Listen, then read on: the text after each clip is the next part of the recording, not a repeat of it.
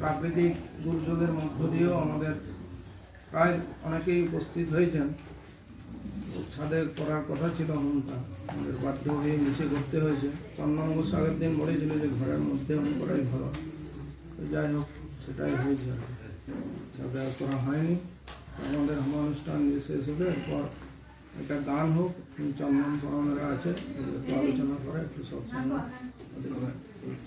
সমস্ত সত্যাশ্রয়ী এবং অন্যান্য অতিথি আজকে সুজীবের ঘরে যারা উপস্থিত হয়েছেন তাদের সকলকে আমার আন্তরিক শ্রদ্ধা এবং ভালোবাসা জানাই। সুজীব হোম আজকে করেছে তার বাড়িতে এবং তার উদ্দেশ্যও পরিষ্কার করেছে যে তার পিতামাতা, তাদের স্বর্গত পিতামাতা, তাদের উদ্দেশ্যে, তাদের স্মৃতিতে বা তাদের শান্তি কামনায় হোম। এখন কথা হচ্ছে যে আমরা সত্যাশ্রয়ীরা সব কিছু একটু ভিন্নভাবে করে থাকি, সেটা আপনারা সকলেই হয়তো লক্ষ্য করেছেন। সত্যাশ্রয়ীরা তো জানেনই, অন্যান্য অভ্যাগত যারা আছেন তারাও হয়তো দেখবেন যে আমরা আরাধনা করি, উপাসনা করি এবং আমাদের যারা স্বর্গীয় আত্মীয় স্বজন পিতামাতা রয়েছেন তাদেরও শরণার্থে বিভিন্ন রকম ভাবনা চিন্তা রাখি, কিন্তু সব কিছুতেই আমরা হোম করে করি এবং এই বৈদিক মন্ত্র উচ্চারণের মাধ্যমেই আমরা আমাদের আরাধনার বিষয়টাকে রাখি। আজকে এই অনুষ্ঠানে সৎসঙ্গের তত্ত্বকথা আলোচনা করবার মতো খুব একটা পরিস্থিতি নেই, কারণ সকলে বাইরের লোকজন অনেক এসছেন। আমি যেটুকু ভাবছিলাম যে যার জন্যে আমরা আজকে এই হোমে অনুষ্ঠানে এসছি তার কথা যদি একটু বলি তাহলে সকলেরই ভালো লাগবে। একদম শিশুকাল থেকে আমি সাদা ধুতি আর শার্ট পরিহিত মাস্টার দাদুকে সত্যায়তনের চারিপাশে সবসময় দেখেছি। তিনি ছিলেন বেসিক স্কুলের শিক্ষক, অন্যদিকে পোস্টমাস্টার এবং এই গ্রাম তথা অঞ্চলের একজন প্রতিষ্ঠিত ব্যক্তিত্ব। আমি নিজে তো ছোটবেলা থেকে তাকে যেভাবে দেখেছি, তার সঙ্গে আমি ছিলাম তার সম্পর্কে নাতি, অতএব তার সঙ্গে আমার একটা মধুর সম্পর্ক ছিল। তিনি আমাকে বিভিন্ন রকম গল্প বলতেন। তার কাছ থেকে বড় হয়ে গল্পের ছলে সত্যায়তনের বিভিন্ন ঐতিহাসিক ব্যাপার বা বিভিন্ন রকম কথাবার্তা ইত্যাদি সব জানতাম, বসে বসে গল্প হতো। সেই সূত্রে আমি ওনাকে খানিকটা বোঝার চেষ্টাও করেছিলাম।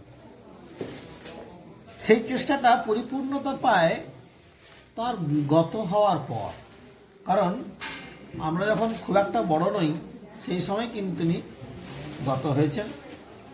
পরবর্তীকালে তার কর্মকাণ্ড, তার কাজ, তার আলোচনা, তার সম্পর্কে আরও 5 জনের সঙ্গে কথা বলতে গিয়ে দেখেছি যে তিনি সারা জীবনই অত্যন্ত কর্তব্যনিষ্ঠ একজন ব্যক্তি ছিলেন। এই কথাটাই পরবর্তীকালে আমার মনে হয়েছে। তো আজকে সকালেই আমি হোম হবে, হোমের পরে আলোচনা হবে, এইসব নিয়ে ভাবনা চিন্তা করতে করতেই দুটো কথা মাথায় এলো যে মানুষের কর্ম কীরকম হয়। তো লক্ষ্য করলে আমরা একটু ভালো করে ভাবলেই দেখতে পাবো যে আমাদের কর্মটা মোটামুটিভাবে 2 রকম। একটা হচ্ছে কর্তব্য কর্ম আর একটা হচ্ছে কাম্য কর্ম। তো এই যে মানুষটিকে আমি দেখেছি, যতটুকু দেখেছি তার থেকে বেশি শুনেছি, তাতে আমার মনে হয়েছে এই মানুষটি কর্তব্যকর্মে 100 ভাগ অবিচল ছিলেন এবং তার যে কাজগুলো, সেই কাজগুলো যে এতটাই শক্তপোক্ত ছিল, সঠিক ছিল, তার প্রমাণ আমরা সত্যায়তনের 100 বর্ষের দোরগোড়ায় এসে বুঝতে পারছি। কারণ আমরা জানি, ইতিহাস আমরা পড়েছি সত্যায়তনের, সেখানে দেখেছি যে এনার মতো ইনি এবং এনার মতো আরও বেশ কয়েকজন তারা সকলে মিলে তাদের কর্তব্যনিষ্ঠতার জন্যই সত্যায়তনকে একটা শক্ত ভিতের ওপর দাঁড় করিয়ে দিয়ে গেছেন। তো আমার এটাই বলার কথা যে কর্তব্যকর্ম যদি আমরা নিষ্ঠা সহকারে করি তাহলে আর কর্মফলের বোঝা হয়তো বইতে হয় না। কাম্যকর্ম যেগুলো আমরা করি, অর্থাৎ যে কর্মের পিছনে আমার কোনো কামনা আছে, আমার কোনো চাইবার জিনিস আছে, সেইগুলোই কিন্তু আমাদের ঘাড়ে চেপে বসে। আপনারা আজকের সৎসঙ্গে একটু আগে পরপর 3টি অতি উচ্চ মানের সঙ্গীত শুনলেন। প্রত্যেকটি গানের গায়কী এবং তার যে কথা বলার অপেক্ষা লাগে না। এই 3টি গানই সৎসঙ্গের জন্য যথেষ্ট উপযুক্ত এবং এই গানের কথার মধ্যেও কিন্তু সেই কথাগুলোই রয়েছে। আমাদের কামনা এবং বাসনা, শেষের গানটিতে যেখানে বলা হয়েছে বাসনার কথা, আমার সমস্ত বাসনা কিন্তু তার পায়ে গিয়ে একদম হার মেনে যায়, সেখানে গিয়ে কিন্তু হারতে হবেই। আবার প্রথম গানটিতে দেখুন, সেখানেও আছে শূন্য লক্ষ বাসনা আমরা নিয়ে ঘুরে বেড়াচ্ছি। লক্ষ লক্ষ বাসনা, তার কোনো লক্ষ্যই নেই, কোনো উদ্দেশ্যহীন বাসনা। সেই বাসনাগুলি কাম্যকর্মকে টেনে আনে।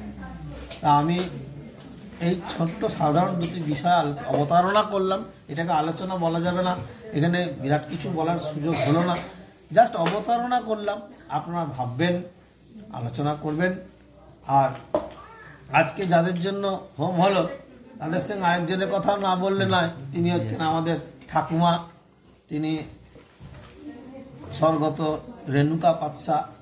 তাকে যারা দেখেছি তারা সত্যি, তিনি যখন ছিলেন তখন তো বুঝিনি, তিনি চলে যাওয়ার পরে বুঝেছি যে তিনি পুরোটাই স্নেহ দিয়ে গড়া ছিলেন।